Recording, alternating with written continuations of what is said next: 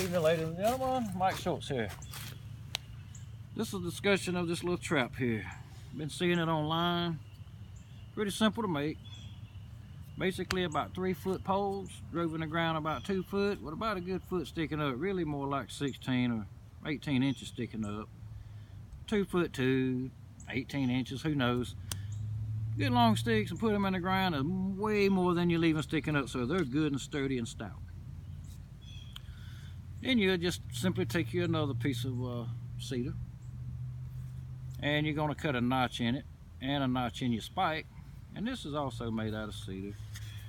And one thing I found helpful about this is when you go to set this trap, if you set it, this little point right here on the end, you're going to want to get it on good and sharp. Not only are you going to want it real good and sharp, you're going to want it to be hard. So I used a piece of cedar that I have heated already, and I don't know if it's really got the strength necessary to withstand beating against something hard like a skull or whatever, but it does have the power behind it to penetrate the flesh. And I guess this here trap is going to be one of those that, depending upon where you get him, is if you're going to get him. I believe if you get him in the head, some of these animals I've been trying to get will be gone. However, some of these animals around here have a tendency to slip up from time to time. I'll leave it at that. But you basically want to wind this completely backwards. And you want to give it a little test run to know that your spike is not going to hit here and break your point, boom, upon spinning around. So once you know your spike is good and clear, and this is where your baited area is going to be, and you're going to want the spike to hit in the same spot where he's going to be at getting food. So you wind him up, you got to get it real tight, and you can see it pulling these poles together, and you get them good and together.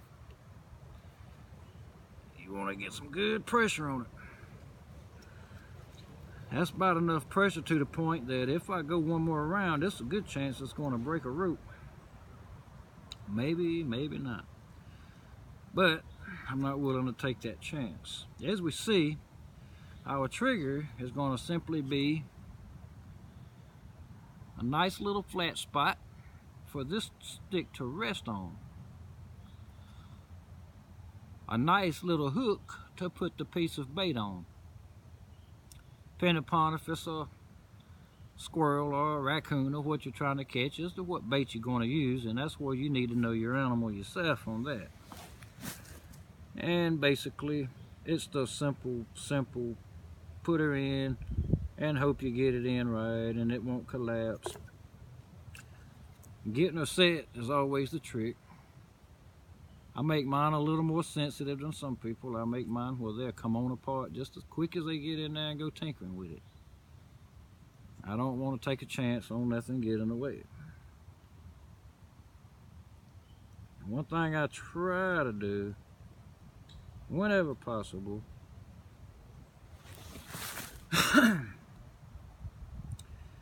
is I try to lean my stick back a little, and that'll put the animal's head a little closer. You want them to get right over in here to this bait when this trap goes off.